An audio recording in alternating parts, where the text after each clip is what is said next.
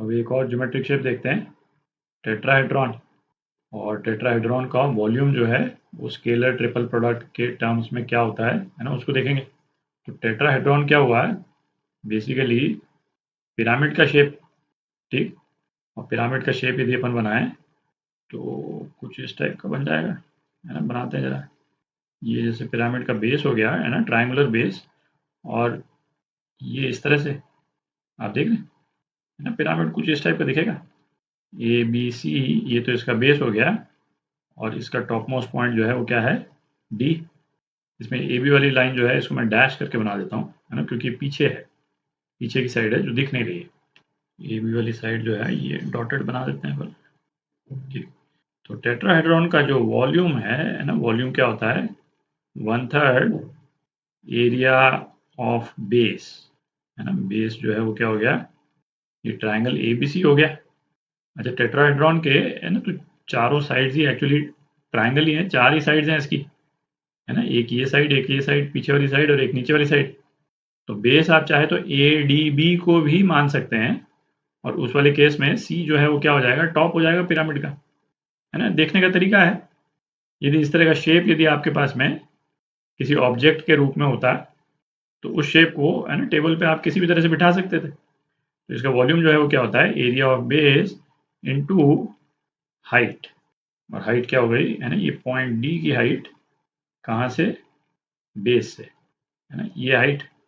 अजी इसमें एक चीज़ देखें, जैसे, है ना, आप पहले वॉल्यूम ऑफ पैरेललोपिपेड देखते हैं, है ना, उससे आप अप्रिशिएट ज़्यादा अच्छे से कर पाइएगा। यदि ये अपन ने पैरेललोपिपेड बना दिया, ठीक, कुछ इस टाइप का, इसका टॉप जो है वो यूं है, थोड़ा सा स्लांटेड है इस टाइप से, ये कुछ इस टाइप का, ठीक। इसका वॉल्यूम जो है वो क्या होता था, again area of base into height. अच्छा, अब इस वाले केस में यदि एरिया ऑफ बेस यदि अपन सेम रखते हैं तो सेम हाइट के तो ढेर सारे पैरेललोपिपेड बन जाएंगे, दिख रहा है भाई। इसका जो टॉप जो है हम चाहते तो यहाँ पे बना सकते थे, उससे कोई फर्क तो पड़ता नहीं भाई। पैरेललोपिपेड और ज़्यादा स्लांटेड हो जाता है, आप देख रहे हैं, पैरेललोपिपेड कुछ इस टाइप का बन जाता है ना, और टेढ़ा टाइप का, ये इस तरह से, है ना। विजुलाइज करना थोड़ा सा ये इसमें ट्रिकी लग रहा है, पर पैरेललोपिपेड की जब तक हाइट सेम है ना, एरिया ऑफ बेस सेम है, हाइट सेम है, इसमें हम जितने भी पैरेललोपिपेड बना लेंगे, एक पैरेललोपिपेड तो जैसे क्यूबॉइड ही हो जाएगा सीधा ही, उन सभी का वॉल्यूम सेम रहेगा, है ना। एग्जैक्टली उसी तरह से टेट्राहेड्रॉन में भी ये पॉइंट डी जो है, जब तक हाइट सेम है ना, हम चाहे कितना भी टेढ़ा करके बना लें इस टेट्राहेड्रॉन को, जब तक हाइट सेम है, जब तक ये जितने मैं बना रहा हूँ सभी के वॉल्यूम जो है वो सेम ही रहेंगे, आप देख लें। एक तो इस चीज़ को ध्यान में रखें, ये मिटा देता हूँ। और ये वॉल्यूम जो है स्केलर ट्रिपल प्रोडक्ट के टर्म्स में क्या होता है, 1/6 scalar triple product of a b और सी, जहाँ पे ए बी और सी वेक्टर्स जो हैं वो क्या हैं, है ना। कोई भी एक पॉइंट ले लें, अपन कोई भी एक पॉइंट ले लें, वहाँ से जो 3 वेक्टर्स निकल रहे हैं, है ना, हर पॉइंट पे 3 साइड्स तो मिल ही रही हैं, 3 एजेस मिल रहे हैं बल्कि, है ना। तो इसको अपन ए बोल दें, इस वाले वेक्टर को बी बोल दें और इस वाले वेक्टर को सी बोल दें। किसी भी एक पॉइंट से 3 वेक्टर्स निकल रहे हों या 3 वेक्टर्स टर्मिनेट हो रहे हों यहाँ पे, मतलब तीनों वेक्टर्स का ओरिएंटेशन जो है वो इस डायरेक्शन में भी हो सकता था, है ना। उस केस में भी स्केलर ट्रिपल प्रोडक्ट का मैग्नीट्यूड सेम ही आएगा, साइन चेंज हो जाएगा। पर चूंकि अपन तो वॉल्यूम निकाल रहे हैं तो हम तो पॉजिटिव वैल्यू ही लेंगे उसकी।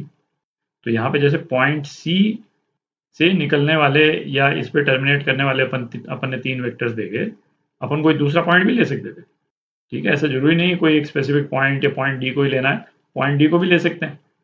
पॉइंट डी से निकलने वाले 3 वेक्टर्स, ए, ये बी, ये सी, सेम पॉइंट से रिलेटेड होने चाहिए बस, ठीक।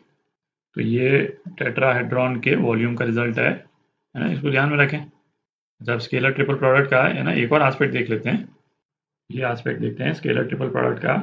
Scalar triple product of vectors formed by a combination of vectors, है ना। क्या मतलब निकला कि जैसे अभी तक अपन ने क्या देखा कि भाई अपने को यदि 3 वेक्टर्स दे रखे हैं ए बी और सी, इनका स्केलर ट्रिपल प्रोडक्ट, है ना, उसकी वैल्यू क्या होती है ये तो अपने को मालूम है।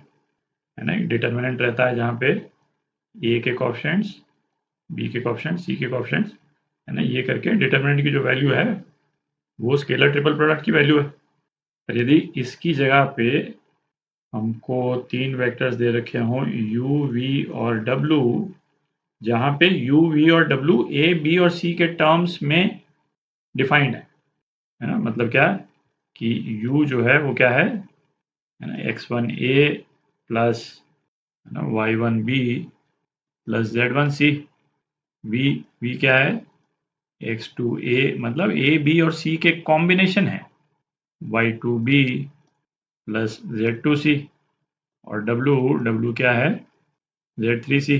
ठीक, तो यदि u, v, w इस तरह से रिप्रेजेंटेड हैं तो इस स्केलर ट्रिपल प्रोडक्ट की वैल्यू जो है वो क्या होगी, बेसिकली क्या, एक डिटर्मिनेंट अपन पहले बना लें जिसमें फर्स्ट रो में क्या आ जाएगा, u में जो a, b और c के जो कोएफिशिएंट्स है ना, x1, y1, z1, फिर x2, y2, z2, फिर x3, y3, z3, और ये मल्टीप्लाइड बाय क्या, ये वाला स्केलर ट्रिपल प्रोडक्ट।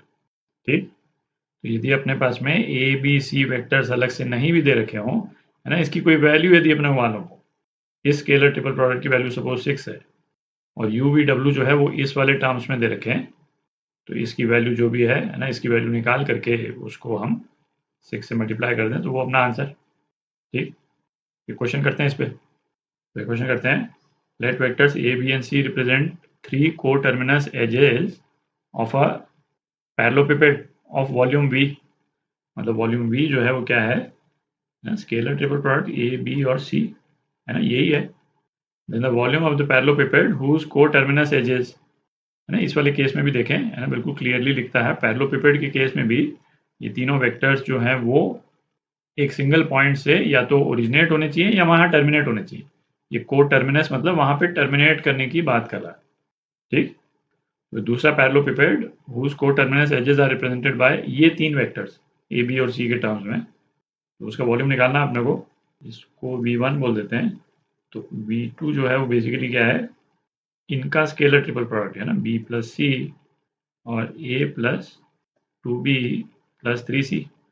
तो अभी अपन ने जो मेथड देखा है ना, पहले तो उससे निकाल लेते हैं, उससे तो बिल्कुल सिंपली निकल जाएगा। तो पहला वाला वेक्टर दे रखा है उसमें a, b और c के कोएफिशिएंट्स, a का 1 है, b का 0 है, c का 0 है, 1 0 0।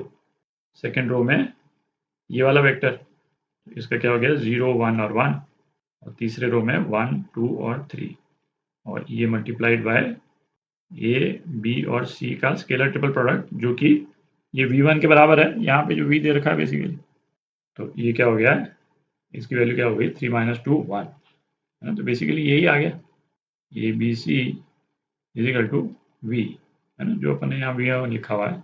तो ये आपका आंसर है ना, ये पार्ट आप देख ही सकते हैं, है ना, कितना इजीली हमने ये निकाल लिया इस वाले मेथड से।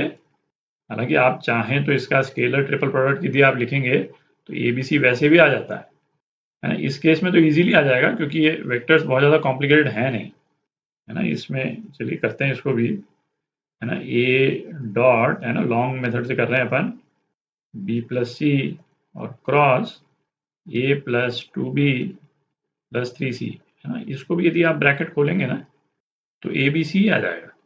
हम थोड़ी जगह बनाते हैं जरा, तो यहीं पे इसको सॉल्व कर लेते हैं। ये क्या हो गया, ए डॉट, है ना, इसको आप खोल लें तो b cross a plus 2b cross b, है ना, ये तो 0 ही हो गया, plus 3b cross c plus c cross a plus twice c cross b, और लास्ट वाला एंड 3c क्रॉस सी, ये तो 0 ही हो गया, ये आ गया अपने पास। अच्छा अब देखें, ट्वाइस c क्रॉस b ये क्या है, ये तो minus of twice b cross C है। ठीक, तो ये कैंसिल आउट हो जाएगा, 3 से सब्ट्रैक्ट हो जाएगा। अच्छा अब यदि अपन ब्रैकेट को खोलते हैं तो पहले वाली टर्म, है ना, दो वेक्टर सेम हो गए, 0 plus a dot b cross c plus, है ना, इस वाले मल्टीप्लिकेशन में भी दो वेक्टर सेम आ गए तो 0। ठीक, तो अपने पास में क्या आ गया, ए डॉट बी क्रॉस सी, है ना, लॉन्ग मेथड से भी आप देख सकते हैं, है ना, ऑब्वियसली रिजल्ट तो सेम ही आना था, पर वो शॉर्टकट भी आना चाहिए आपको।